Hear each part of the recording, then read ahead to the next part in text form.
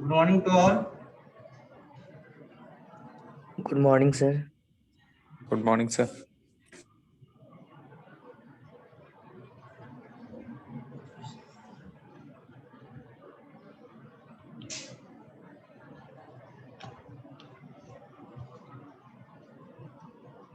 So, in previous classes, we discussed about the atlas and axis. Okay. So here Yes, sir. we will discuss the remaining part of the cervical vertebrae. Remaining part of the cervical vertebrae. What are those? That is from the third to seventh cervical vertebrae. I told you in all cervical vertebrae, first and second cervical vertebrae is a atypical type. It means it has some special characteristic features. But here, from third, fourth, and fifth, these three are typical vertebrae, or almost its structure is the same. But some modification in sixth and seventh. Some modification in sixth and seventh cervical vertebrae. So,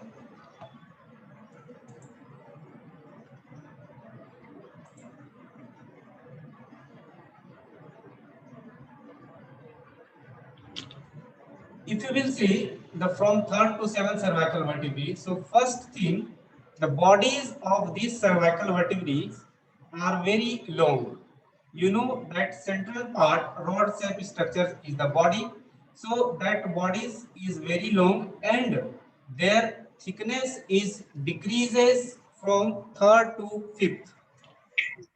Its thickness is decreases from third to sixth. You see in this picture, this is cervical vertebrae. This is atlas axis and third, fourth, fifth, sixth, and this one is the seventh, C7. So if you will see the thickness of this body, it is gradually reduces from third cervical vertebrae towards the seventh cervical vertebrae. Another thing, the ventral surface of third to fifth vertebrae presents, there is a median ventral spinous process which is in form of the sharp ridge, which is in form of the sharp ridge. From that sharp ridge, muscular and ligament is attached. Another thing, the transverse process is divided into dorsal and the ventral part.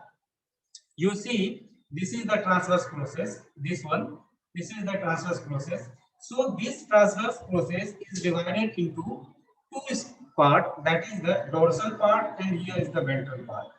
So this is the picture of the third cervical vertebrae. In the third cervical vertebrae, important thing is that the transverse process is bifid-like appearance, or it gives the two part, that is the dorsal part and the ventral part. Another important thing is that the root of the transverse process is perforated by foramen transversalis. Root of this transverse process is perforated by foramen transversalis. You see, this is the transverse process, this one is the root of the transverse process, and here this large aperture of foramen, this is the foramen transversalis. This is the foramen transversalis. This is the very large foramen transversalis. Another thing, the spines. What is the meaning of spine? That is the dorsal spine. Dorsal spine is gradually increase in height from third to fifth. Gradually increase in height. If you will see the spinous process, you see this one, this upper dorsal is the spinous process. So this spinous process is gradually increase in size from third to the seventh cervical vertebrae. Here is the third cervical vertebrae. You see this is the spinous process. So this spinous process is gradually increased towards the seventh cervical vertebrae or towards the first thoracic vertebrae. Another important thing, if you will see the sixth cervical vertebrae, so it was the characteristic features of the third to fifth cervical vertebrae. Now, if you will see the picture of the sixth cervical vertebrae, this is the very important and very characteristic features. What is that? You see this one. This is the transverse process. So, sixth cervical vertebrae's body is the shorter and the wider. Its body is the short and comparatively wider than the fifth, third, or fourth. Important thing, major characteristic features of this cervical vertebrae. This transverse process is in form of quadrilateral plate. You see, this is the transverse process. This transverse process is in form of the quadrilateral plate. So, in the third to fifth cervical vertebrae, this transverse process is bifid-like appearance. That is the dorsal part and the ventral part. But here, in sixth cervical vertebrae, there is no bifid-like appearance. It is only a quadrilateral plate-like structures. You have to remember these things. Quadrilateral plates, quadrilateral plate-like transverse process is present in which of the following cervical vertebrae? So, answer is the sixth cervical vertebrae. Okay. Another thing, the dorsal spinous process, this dorsal spinous process is larger than the fifth. Dorsal spinous process is larger than the fifth. Another thing, the ventral spine, in this case, in sixth cervical, ventral spine is the absent. Ventral spine is the absent. So, this one is the also picture of the sixth cervical vertebrae. Now, if you will see the seventh cervical vertebrae, so this in seventh cervical vertebrae, body is the shortest among all cervical vertebrae. So you have to remember which cervical vertebrae's body is the shortest. So seventh cervical vertebrae has smallest or shortest body among all cervical vertebrae. Okay. Another thing, this transverse process is single. Transverse process, this one. This transverse process is single. In case of the third to fifth, that is the double or in form of the dorsal and ventral. In the sixth cervical vertebrae, it is in form of the quadrilateral plate. But here in seventh cervical vertebrae, this transverse process is single and not divided. Another thing, foramen transverse region. You see, there is no foramen transverse region. So, foramen transverse region is absent in seventh cervical vertebrae. Another thing, the posterior end of the body, this is the posterior face. So, the posterior end of the body present a capitular facet. Capitular facet for the first rib. For the first rib. So, you see this one. This small facet, 2 number is indicating this one. This is a small facet. So from this facet, head of the rib is articulated at this place. Head of the rib is articulated from this place. Okay. So this is called the capitular facet. Capitular facet. So this capitular facet of seventh cervical vertebrae is articulated with head of first rib. Here also ventral spine is absent like sixth cervical vertebrae. Dorsal spine is very well developed and very tall among all cervical vertebrae. It is the tallest among all cervical vertebrae. So this dorsal spine is almost 2 to 2.2 to 2.5 inches in height. This one. So this dorsal spine of the seventh cervical vertebrae is also called vertebra prominens. So this dorsal spinal process is also called vertebra prominens.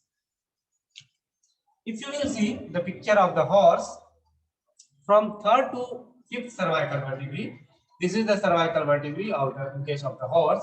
This one is the axis. This is the second cervical vertebrae. Here you see the anterior process of this axis, that is the odontoid process or dens. We have already discussed in the previous classes. Here is the third, fourth, fifth, sixth, and so on. Now the bodies are comparatively convex and concave in anterior and posterior end. In anterior end, and this one is the posterior end, this anterior end and the posterior end. So in anterior end, this body is the almost convex, and in posterior part which is concave. So spines, you see here spine, that is the dorsal spine, is less developed or in form of the tubercle. In form of the tubercle. So this spine is less developed.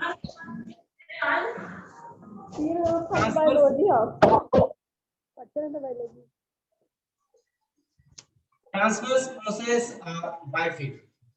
Transverse process are bifid. You see, this is the transverse process.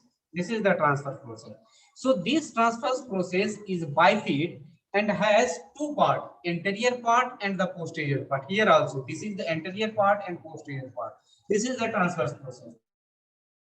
First process from third to fifth cervical vertebrae has two parts, anterior part and the posterior part. Articular process. This is the articular process. This articular process is comparatively well developed. Articular process is comparatively well developed in case of the horse. This is also the cervical vertebrae of the horse. This is the dorsal aspect. Here is the ventral aspect. You see, in dorsal aspect, this spine is in form of the tubercle. This spine is in form of the tubercle. Here, this is the ventral aspect. Here also you see the cervical vertebrae of the horse, first, second, third, fourth, and fifth, sixth, seventh. Here also there is no spinous process. Tell me.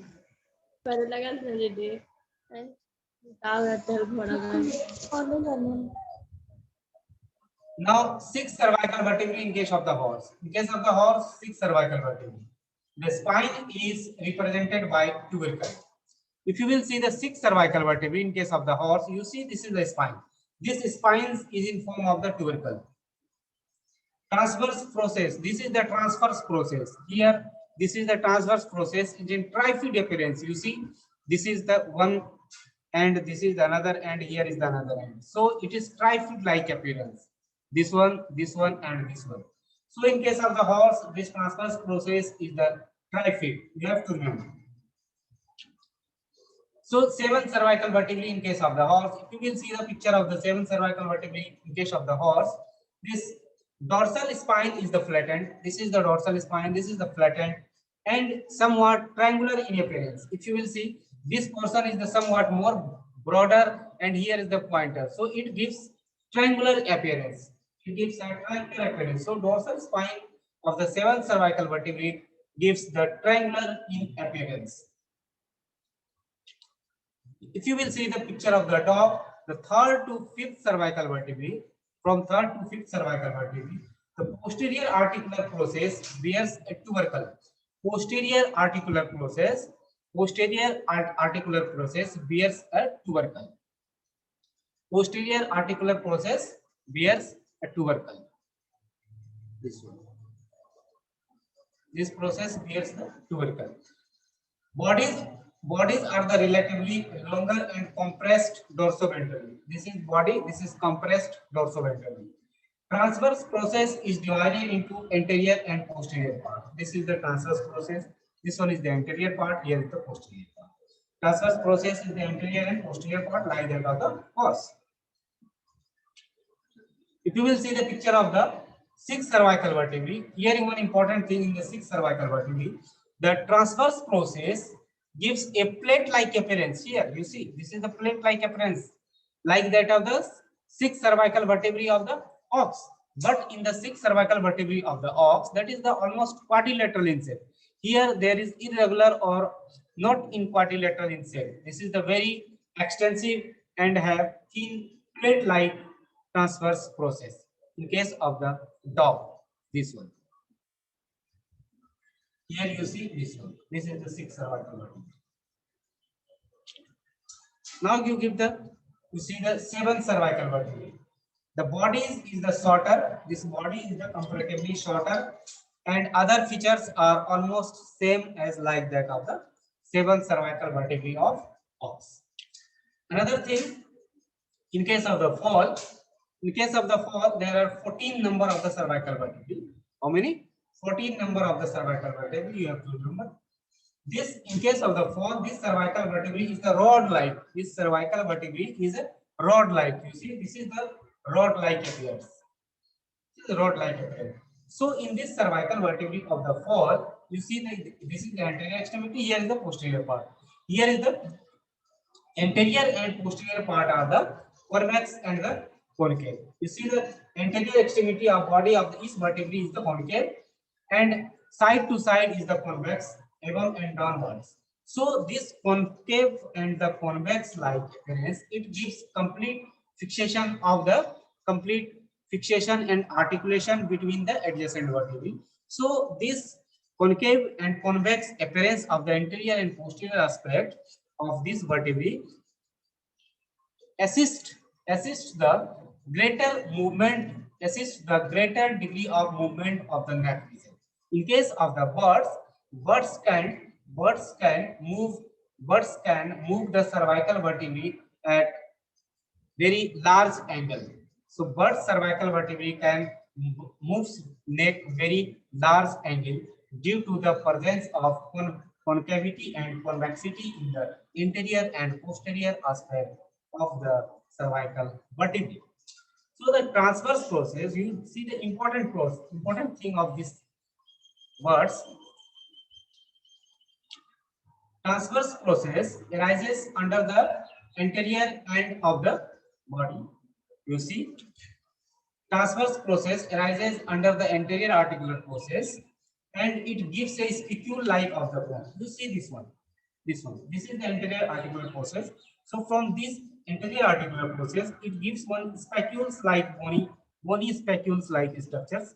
This bony spicules-like structures is called styloid process. This bony-like structures is called styloid process. One more styloid process in case of the hair. Which one you have to get that styloid process? Anyone tell me? Yeah. Here, in case of the bird, this styloid process is also known as the cervical rib. It also known as cervical rib. So the letter it represents the cervical rib. This one. This is also known as the cervical rib. So this is about the cervical vertebrae of the fall. You have to remember it has the convexity and concavity in the anterior and posterior articular process. So due to this, it can move very greater angle. Another thing is that it has the presence of the styloid process, or you can say cervical rib. Here foramen transversarium is the present. No facet for the head of the last rib in the last cervical vertebrae. Like in other species, I told you in the last cervical vertebrae, you will find the facet or capitular facet for the head of the first rib. But here, in case of the birds, you won't get the facet, capitular facet in the last rib for the articulation of the head of the ribs. Okay. So this is about the cervical vertebrae. Now our next topic is the paranasal sinus. Paranasal sinus. So what is this paranasal sinus? This paranasal sinus are, I told you, these sinuses are the air cavities. These sinuses are the air cavities that present in between the two layers of the compact bone. In between the two layers of the compact bone in the cranial or facial bones. So this air-filled space that communicate directly or indirectly with the nasal cavity. So the sinuses is the nothing. This is the air spaces that air spaces directly communicate with the nasal cavity. So in fresh state, if you will see the sinuses in fresh state, these sinuses is completely filled with the mucous membrane. They are not fully developed at the time of the birth, but continue to enlarge in the later stage of life. So what are the different sinuses in case of the ox? We have already discussed these things. That is the in case of the ox, this is the frontal sinus, maxillary sinus, palatine sinus, lacrimal sinus, sphenoidal sinus. So this you have to remember this thing. Palatine sinus, maxillary sinus, and lacrimal sinus. This palatine maxillary and lacrimal sinus. These all three sinuses are communicated with the nasal meatus. I told you the nasal meatus. What is the nasal meatus? Where we get the nasal meatus? What is the terminate bone? This terminate bone has the three part, two part, dorsal terminate, ventral terminate. So dorsal nasal meatus, ventral nasal meatus, and the middle nasal meatus. That meatus is the nothing, that is the space between the terminate bones. So this palatine, maxillary, and lacrimal sinuses are communicate with the middle nasal meatus. Likewise, the frontal, sphenoid, and conchal sinuses that are communicate with the ethmoidal meatus. This ethmoidal meatus is the nothing. I told you the ethmoterminate bone. That ethmoterminate bone is the part of the which bone? Ethmoterminate bone is the part of the ethmoid bone. So in that ethmoid bone have the meatus. So these frontal, sphenoid, and conchal sinus are communicated with the ethmoidal meatus. Another thing, the frontal sinus. In case of the ox, this you have to remember. Definitely, you will get question from this part. Which sinuses is the largest sinus in the skull of ox? In case of the ox, this frontal sinus is the largest sinus.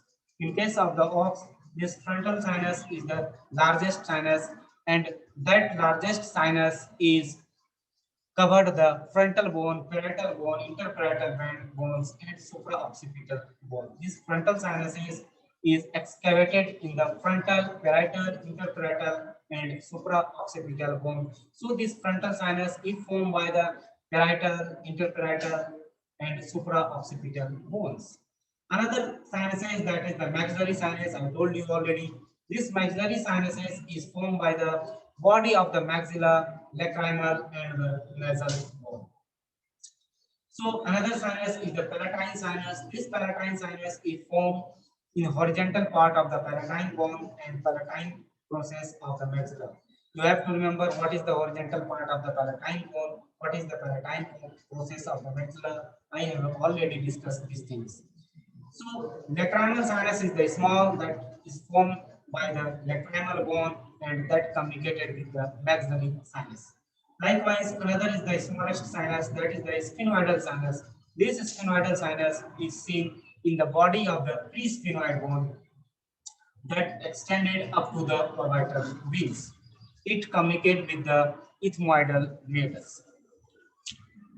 So this is the sinuses. You see the frontal sinuses. This one quarter frontal sinuses, dorsal frontal sinuses. These all are the frontal sinuses. Here is the lacrimal bone. So this is the lacrimal sinus. Here is the dorsal conchal sinus. Here is the maxilla bone. So this is the maxillary sinus. These are the pictures of the paranasal sinuses. Here also same thing. Now in case of the horse, you can see the maxillary, in case of the horse, there are maxillary, frontal, sphenopalatine, and ethmoidal sinuses are over. Here, all sinuses directly or indirectly communicate with the middle nasal meatus. In case of the horse, these all sinuses are directly or indirectly communicate with the middle nasal meatus. So here, frontal sinus, in case of the horse, this frontal sinus is formed by lacrimal, ethmoidal, and dorsal terminate also. Here, in case of the horse, in case of the ox, there is no involvement of the dorsal terminate. There is no involvement of the dorsal terminate. But in case of the horse, frontal sinuses have the involvement of the dorsal terminate of ethmoid bone also. Here, maxillary sinus, in case of the horse, this maxillary sinus is the largest sinus. You have to remember. In case of the ox, this frontal sinus is the largest sinus, but in case of the horse, this maxillary sinus is the largest sinus. Here is the small sphenopalatine sinus is formed in the body of the presphenoid and the perpendicular part of the palatine bones. So sphenopalatine sinuses is formed by the body of the presphenoid bone and the perpendicular part of the palatine bone. Ethmoidal sinus is the cavity that is the ethmoterminate bones. In case of the dog, this frontal sinus is confined up to the only frontal bone. Frontal sinuses is confined only up to the frontal bone. Here there is no involvement of the other bones. Maxillary sinus is comparatively smaller. Here, in case of the dog, there is no sphenoid sinuses, no palatine sinuses. In case of the dog, only frontal and maxillary sinus is present. In case of the fawn, there is no air sinuses is the present.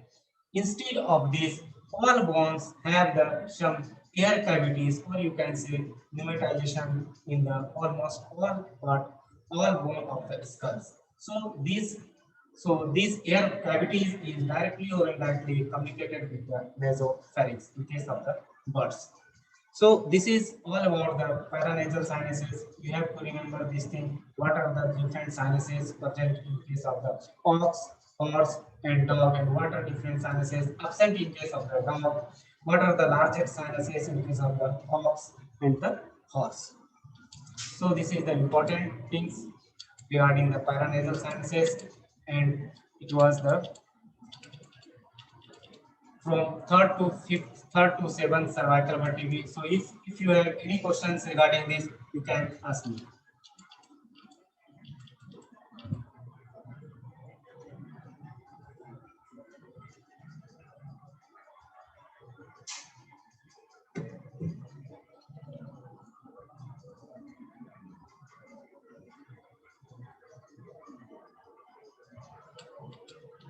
No query?